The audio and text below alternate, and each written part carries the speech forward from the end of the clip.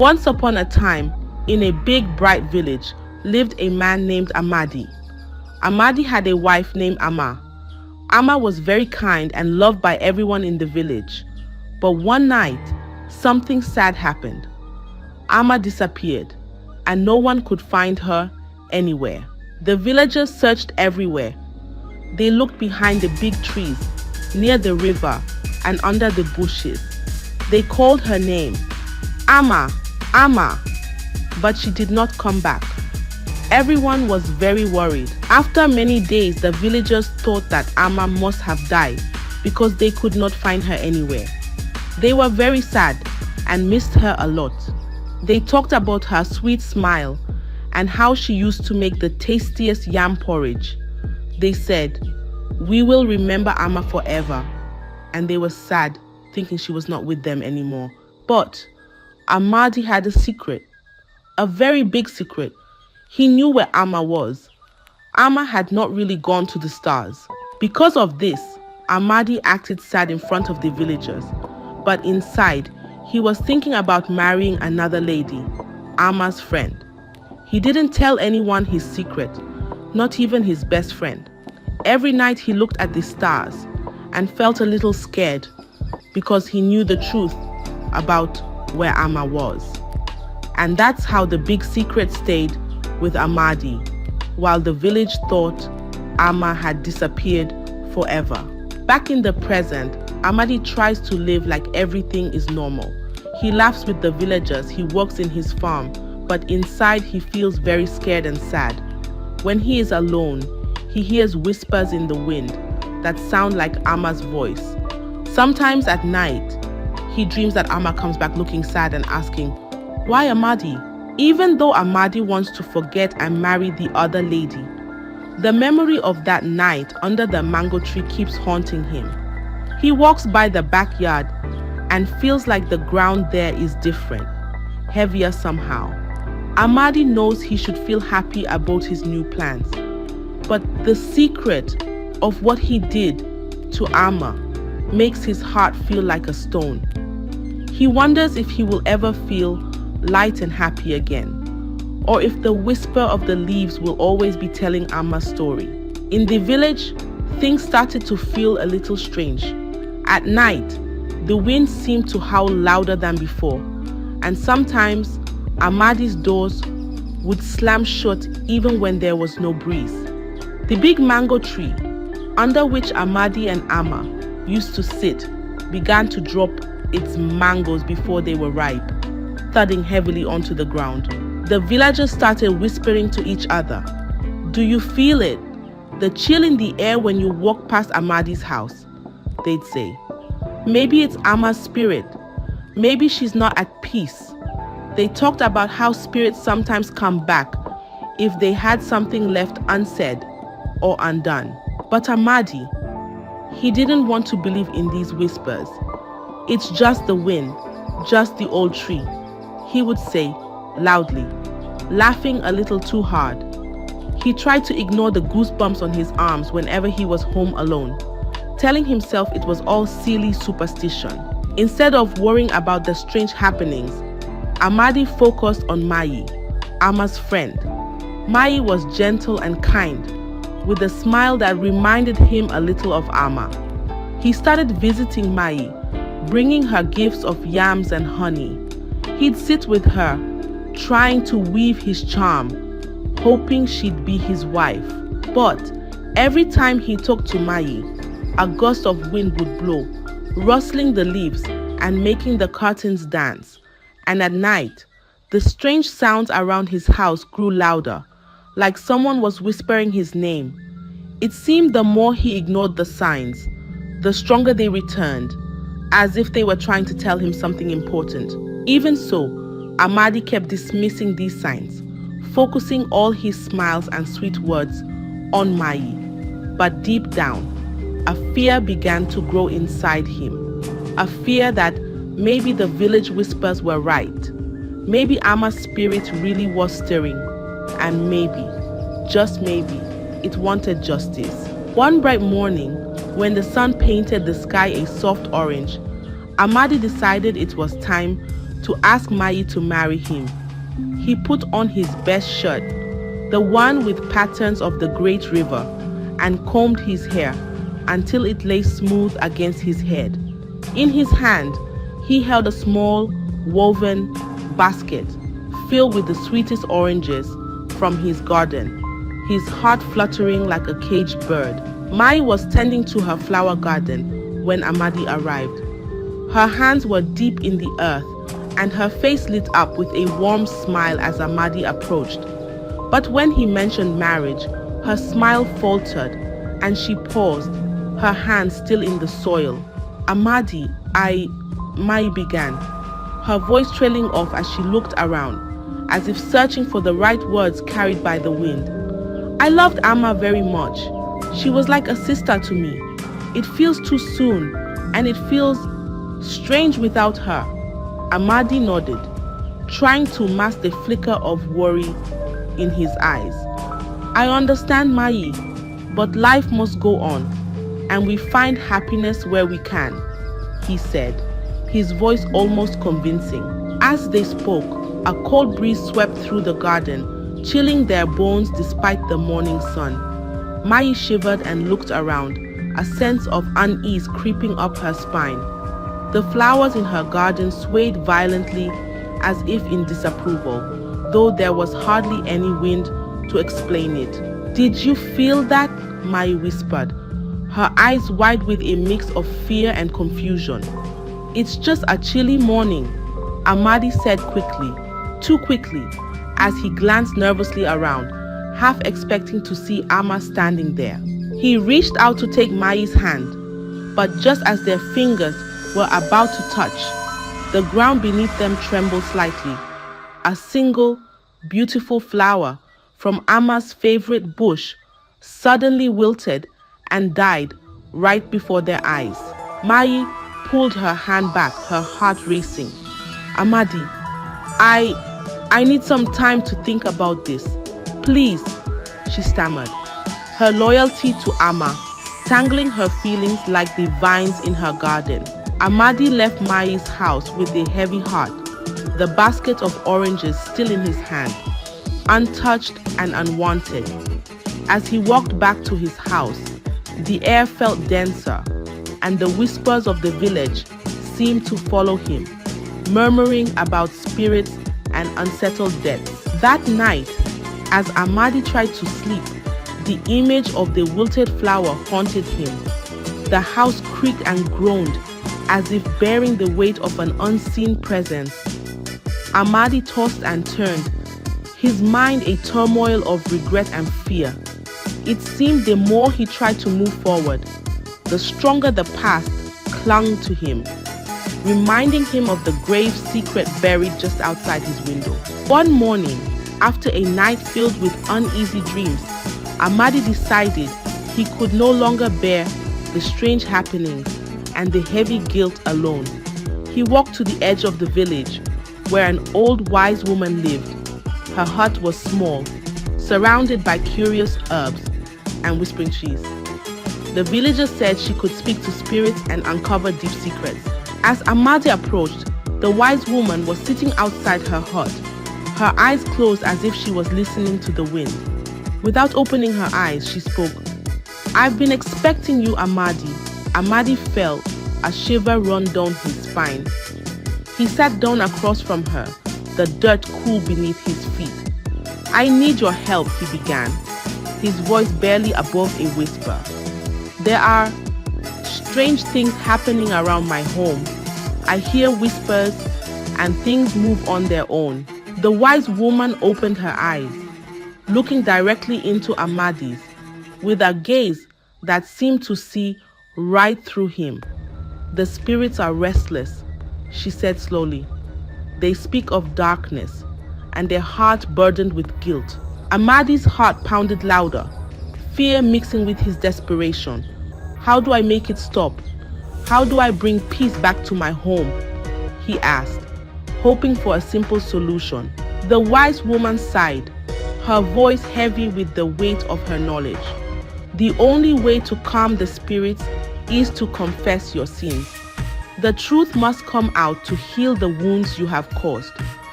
Atas quenchtasi inti. Amadi's breath caught in his throat. Confess. He couldn't possibly reveal what he had done to Amma. The consequences would be unimaginable. He would lose everything, his respect, his status in the village, and maybe even his freedom. No, there must be another way. Can't you do a ritual or give me an amulet?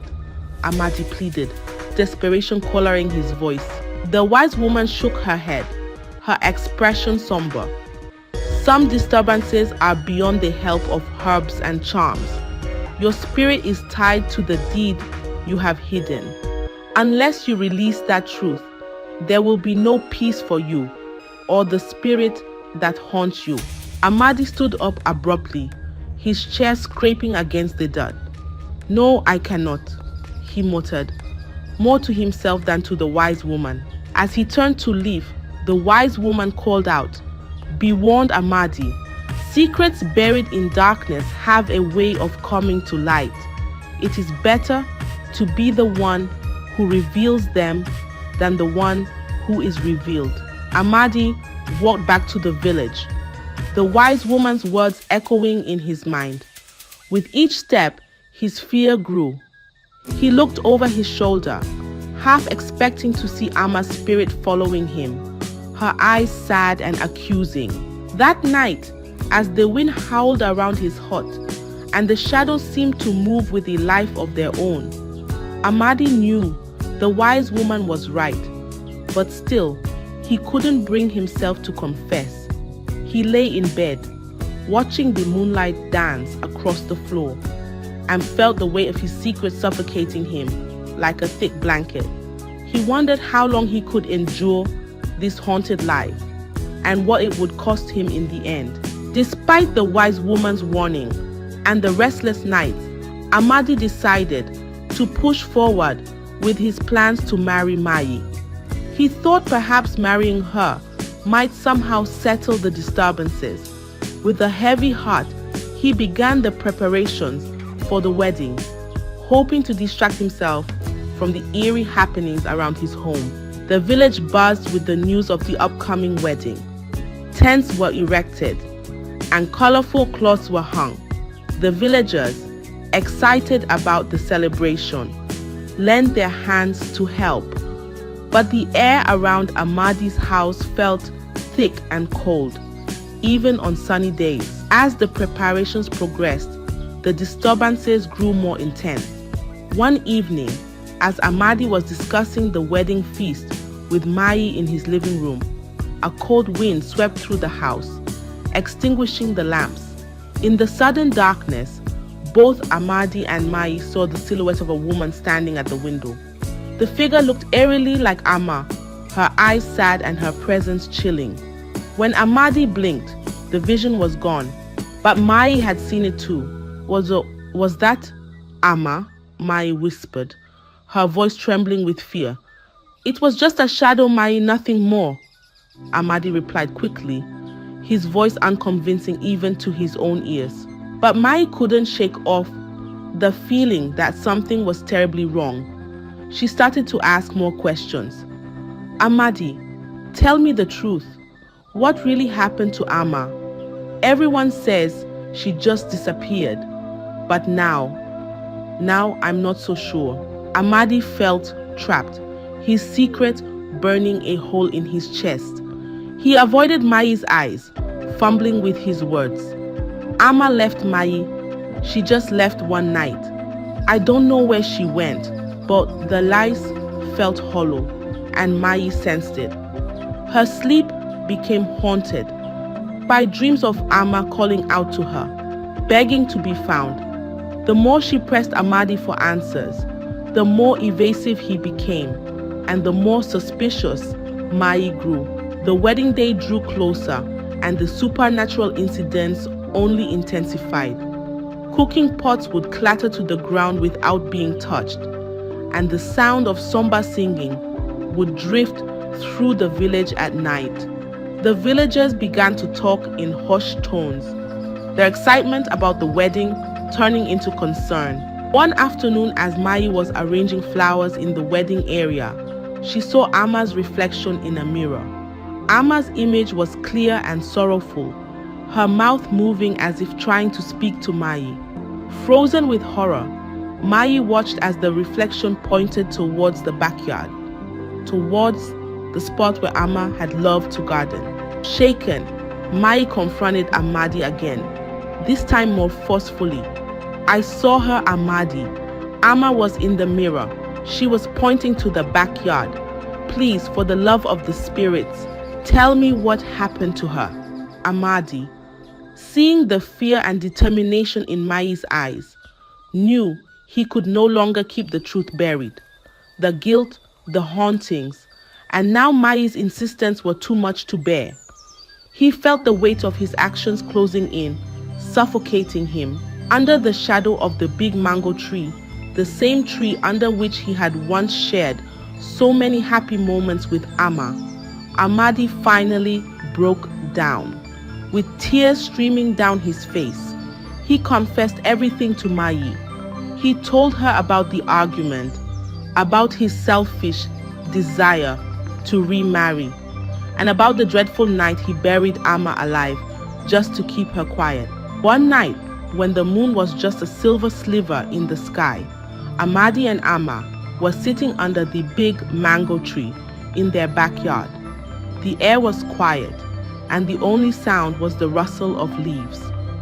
Amadi looked at Amma and said, "Amma, I want to marry another wife, a lady from the next village."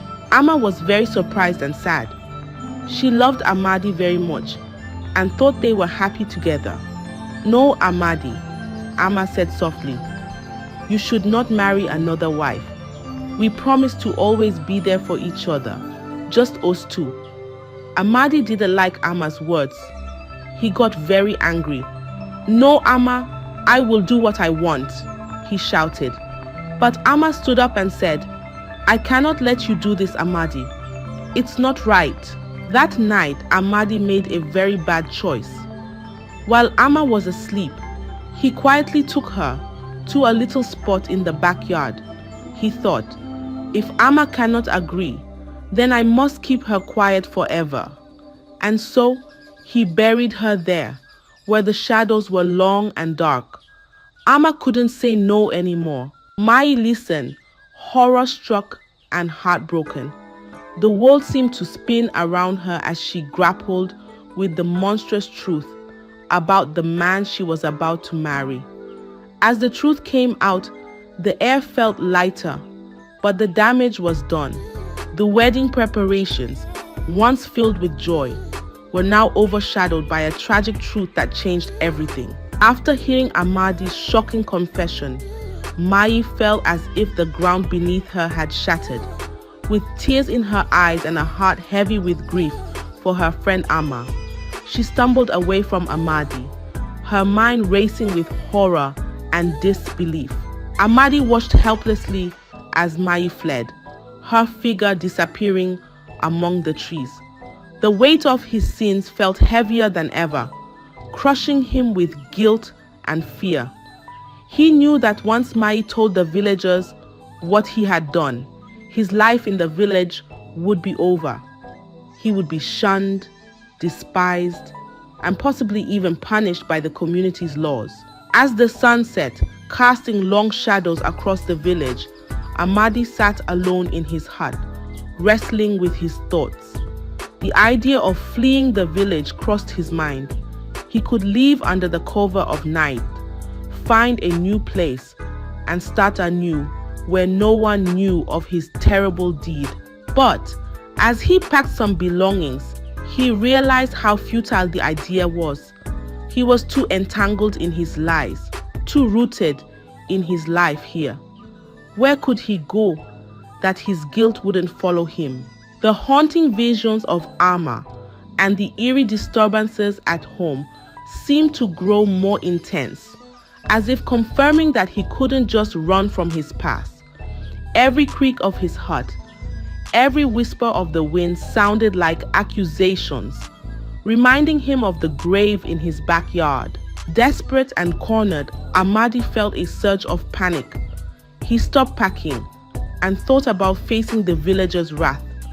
Could he endure their judgment, their scorn? He imagined their angry faces, the way they would look at him, not as a neighbor, but as a monster. In a moment of sheer desperation, Amadi considered one last plan to save himself. He thought of denying everything, of claiming Mai was lying or mistaken in her grief. But as he played out the lies in his mind, he realized how empty and hopeless they sounded. Mai had known Amma too well. She would never make up such a story. And deep down, Amadi knew he couldn't live with more lies, more deception. The truth, however dark, was out now, and there was no way to bury it again. As night enveloped the village, Amadi sat in his darkened hut, the sounds of the night mocking his fear. He realized that all he could do now was wait for the dawn and for Mai to reveal his secret. The thought terrified him, but part of him also felt a strange relief. Soon, the burden of his secret might be lifted, for better or for worse. With a heavy heart, Amadi spent the night awake, waiting for the first light of morning and the confrontation that would inevitably come. He knew that the next day would likely change his life forever, and he braced himself for the judgment of the villagers, the real consequences of his unforgivable actions. As the first light of dawn painted the sky in hues of pink and orange, the village awoke to a day that would be etched in its history forever. Mai, having spent a restless night tormented by grief and anger, gathered her courage and walked towards the center of the village. Her steps were determined, her resolve to seek justice for her friend, firm and unyielding. Gathering the villagers around the old banyan tree, where gatherings and decisions of importance were traditionally held, Mai's voice trembled as she recounted the horrific confession that Amadi had made. Her words fell like heavy stones into the silence of the morning, each revelation more shocking than the last. The villagers listened, their initial disbelief turning into horror and then fiery anger. As Mai spoke of the backyard where Amma was buried, a murmur rose among the crowd. The horror of such a betrayal by one of their own left them enraged and crying for justice. Led by the village shaman, a wise and revered figure, the villagers marched to Amadi's house, their faces set in grim lines, their hearts heavy with betrayal. Amadi watched from his doorway, his face pale, knowing there was no escape from the truth. His eyes, full of fear, met Mai's, full of accusation, as the villagers began to dig in the backyard. It didn't take long. Soon, a shovel clinked against something solid, and a collective gasp rose from the crowd. As they cleared the dirt, the remains of Amma were revealed, her clothing tattered but recognizable, her bones a stark, grim testament to her fate. The village shaman stepped forward, his face somber as he addressed the crowd. "This is a dark day for us," he began, his voice echoing with both sorrow and authority. "Amma was one of us, and she was wronged. We cannot let her spirit wander in unrest. Justice must be served for her, for us." The villagers nodded, their faces hardened by the need for justice. Discussions arose on what should be done. While some cried for immediate punishment, the shaman advised a careful consideration, reminding them of the laws of the land and the importance of a just response. Amadi was taken to a holding area, watched over by the village elders as the shaman consulted with the village council. It was decided that the authorities would be called to handle the matter officially, ensuring that justice was not only done, but seen to be done in accordance with the law. Throughout, the shaman performed rituals to appease Amma's spirit, asking for her forgiveness and for peace to return to the village. Incense burned, prayers were chanted, and offerings were made, all part of the solemn promise to right the wrongs that had been done. The day wore on, heavy with the weight of truth and the pursuit of justice. The villagers, united in their shock and grief, supported each other, reaffirming the bonds of their community, shaken but resilient in the face of betrayal. As the sun set on the village, a sense of solemnity settled over the homes. They had faced a terrible truth that day, but in their commitment to justice, they found a renewed strength, a reaffirmation of their values and their unity. Ama's spirit, they hoped, could now find peace, and with it, the village could begin to heal from the wounds of betrayal. The day of the Ritual of Atonement arrived, marked by a somber mood that hung over the village like a thick fog. The villagers, dressed in white as a symbol of purity and renewal, gathered around the old banyan tree once again. This time, the gathering was to heal, to cleanse the pain that had seeped into their lives. The shaman, adorned in his ceremonial robes, prepared the ritual space with sacred herbs and symbols drawn in the earth around the tree. The air was filled with the scent of burning sage, and soft mournful chants began to rise among the villagers, their voices weaving a tapestry of sorrow and hope. At the center of the gathering, under the watchful eyes of the community, stood Amadi. His face was gaunt, the weight of his guilt etching deep lines into his skin. As the shaman approached him, he handed Amadi a small bowl of water mixed with herbs, symbolizing purification. The shaman spoke in a clear, resonant voice. Today, we gather not only to seek justice, but to restore peace to our community and to the spirit of Ama, who was wronged. Let the truth be spoken here, and let the heart that harbors guilt be cleansed. Turning to Amadi, the shaman continued, "Speak your truth, confess your deeds, and ask for forgiveness from Ama's spirit and from your community." With trembling hands, Amadi took the bowl and drank the bitter water, a symbol of his willingness to cleanse his soul. Then, with a voice barely above a whisper, he began to speak. "I have wronged Ama, a woman who was my wife, whom I promised to protect and cherish. In a moment of selfishness, I took her life because she stood in the way of my desires. I buried her in our backyard, hiding my crime from all of you." The villagers listened, their faces a mixture of horror, sadness, and compassion. Tears flowed freely among them as the weight of Amadi's confession settled in their hearts. "I am deeply sorry for the pain I have caused to Ama, to Mai, to all of you." Amadi continued, his voice breaking. "I seek forgiveness, though I know I may not deserve it." The shaman then led the villagers in a chant, asking for the spirits to cleanse Amadi and to bring peace to Ama's spirit. He instructed the villagers to pass around a feather, each person holding it as they said a prayer for healing and forgiveness. As the feather passed from hand to hand, each villager added their voice to the ritual, their words a powerful force for healing. When the feather returned to the shaman, he placed it in a clay pot, which he then buried under the banyan tree, symbolizing the burial of past wrongs and the planting of new beginnings. Finally, the shaman asked everyone to join hands, forming a circle around the tree. "Let this circle be a symbol of our unity and our commitment to peace and justice," he said. "May we move forward as a community, stronger and wiser from our trials." As the ritual concluded, the villagers felt a subtle shift in the air, a lightness, as if a heavy burden had been lifted.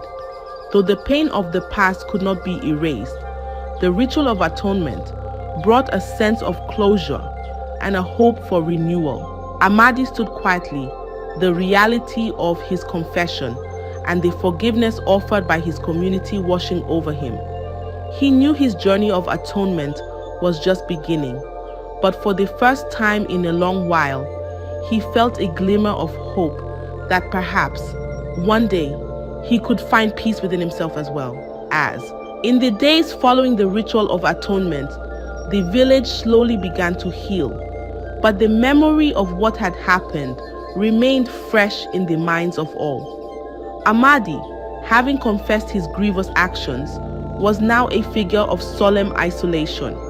The community, while having forgiven him in the ritual, could not forget the atrocity he had committed. As a result, Amadi was shunned and required to live on the outskirts of the village, separated from the daily lives and joys of his neighbors. Amadi's hut, once filled with the laughter of his wife, now stood as a somber reminder of his deeds. He spent his days in solitude, tending to a small garden that he had started in an attempt to soothe his troubled mind. Yet, the plants and flowers, though they bloomed, could not erase the haunting memories of his past actions. He often paused, looking at the quiet earth, reminded of the grave he had once dug in his backyard. The villagers, for their part, worked to restore peace and ensure that such a tragedy would never again disturb their community. They established a council to address grievances and conflicts, a move inspired by the collective resolve to protect every member without resorting to secrecy or silence. They also began to honor Ama's memory annually, planting flowers and trees in a new community garden named after her, turning the site of her burial into a place of beauty and reflection. The annual remembrance became a vital part of the village's life, not only to honor Ama, but also as a lesson to all about the value of life and the importance of speaking out against wrongdoing. It was a time for the community to come together, reaffirm their bonds, and teach their children the importance of justice and compassion. Amadi, watching from a distance, was never a part of these gatherings. His presence was a reminder of the past the villagers wanted to move beyond, yet he was not forgotten. The shaman would occasionally visit him, providing counsel and ensuring he was not neglected, for the community believed in justice tempered with mercy. As the years passed, Amadi grew older and frailer, his life a shadow of what it might have been. The isolation weighed heavily on him, each day a mirror reflecting his grave mistake. Yet, through his solitude, he found a certain clarity. He understood the depth of his wrongdoings and learned, albeit too late, the true cost of his actions, not just to himself but to everyone around him. The story of Amadi and Ama, tinged with sorrow and regret, became a cautionary tale told in hushed tones by the elders, and a stark lesson for the young. It served as a powerful reminder of the fragile nature of trust and the profound consequences of betraying it. In this way, the village found its peace, weaving together the threads of loss and forgiveness into a tapestry of strengthened community bonds. Ama's memory, enshrined in blossoms and the shade of new trees, whispered reminders of resilience and renewal to all who walked the paths of the garden bearing her name. As for Amadi, his days ended quietly, a man shaped and shattered by his own deeds. His story, a painful chapter in the village's history, reminded all who remembered it that redemption is sometimes found not in the forgiveness of others, but in the solemn acknowledgement of one's own faults and the unending journey towards making amends, however solitary that path might be. I hope you enjoyed the tale. If so, please like the video, share it with your family and friends, comment on it, and don't forget to subscribe to the channel and turn on the notification bell for more enchanting tales like this one. Goodbye.